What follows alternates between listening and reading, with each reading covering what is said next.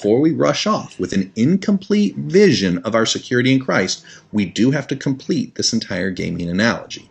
As I stand before the game's final door to reveal its last secrets, there are two sides to this finale. I have confidence that as I cross the threshold of the endgame, I was destined for this moment. The developer of the game, they designed this game for me to win.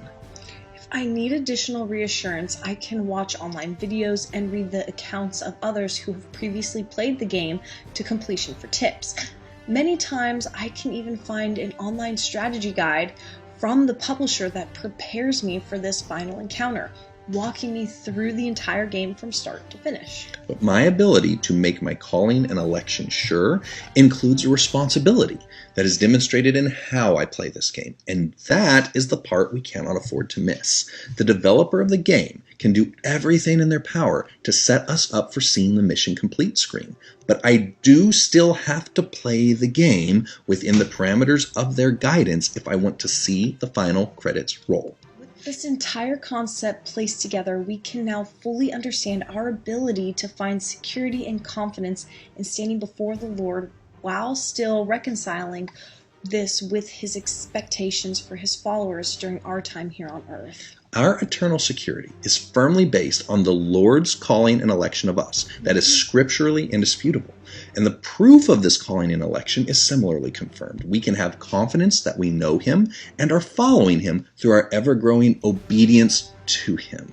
How do I know that my gaming avatar was destined to see the ending of this game? Because the developer already built that victorious cinematic into the game before I ever press start. But I only get to see that ending if I choose to play the game the way the developer designed it, fulfilling a plan that was scripted before I ever even possessed the game.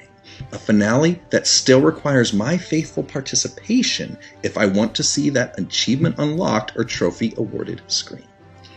As followers of Christ, it is imperative that we stand in full confidence that he who has begun a good work in us will be faithful to complete it.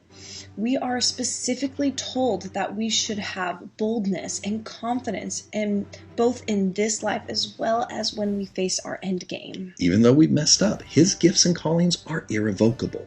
It is the whispering lies of our enemy that tries to convince us that we should be insecure in our faith, or that Christ's redemption of us was somehow insufficient. Let us soberly but boldly approach his throne of grace, knowing that we are coming as invited guests to this joyous in-game celebration, not because of our works or deeds, but because of his. And because he has chosen us, we can walk in confidence on our path to the end game, one step of obedience at a time.